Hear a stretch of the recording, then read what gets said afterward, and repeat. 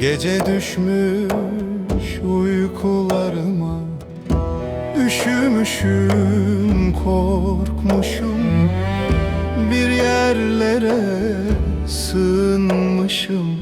Sessiz bir türkü mırıldanmışım, kimseler duymasın diye.